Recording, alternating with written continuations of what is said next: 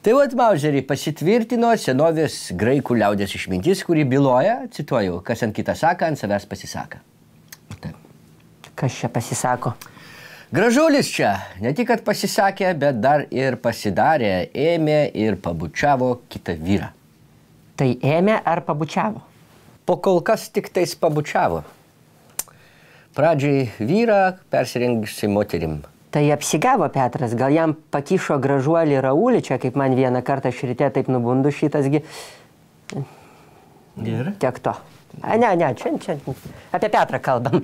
Ne, gražulis puikiai žinojo, kad bučiuoja vyrą, kad bučiuoja moterim persirengusi vyrą. Nu, bet jeigu Petrui norisi bučiuoti su vyriškiais, tai kam ta moteriška suknelė?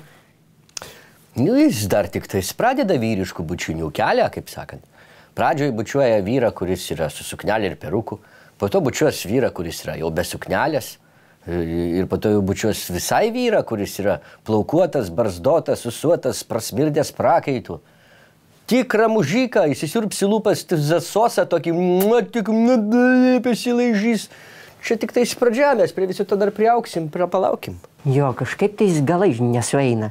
Prieš 2 savaitės, žiūrėkit, Strasbūrė rėkė ant gėjų, ten pasišaukdamas. A vakar jau bučiuojasi su vyru. Tai man įdomu, kuriam kelionės etape Petras lūžo, lėktuve, ar viešbutį, ar toj pirteliai, kur ėjo su Visaite, į kurią tiksliau neėjo. Nu, tai būkim tolerantiški, čia ne mūsų reikalas yra. Vertinkim gražulį pagal jo politinę veiklą, jo kompetenciją, nelyskim pas jį į lovą. Galų gale gražu, kad šviežienos atsiranda mūsų gretose. Kokiose gretose? Kokiose gretose?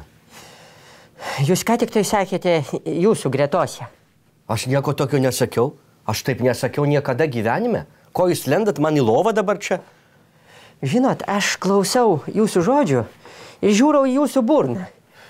Ir nieks va taip nepraeina pro manęs. Jūs žiūrit man į burną? Taip. Jūs žiūrit man į burną? Kad mes jums laižaką su jums. Ei. Atsipalaiduokit. Jūs išvarykit iš savęs šitą... Atverkit savo open your mind. Jūs klausykite. Undiniau jūs. Undiniau surski.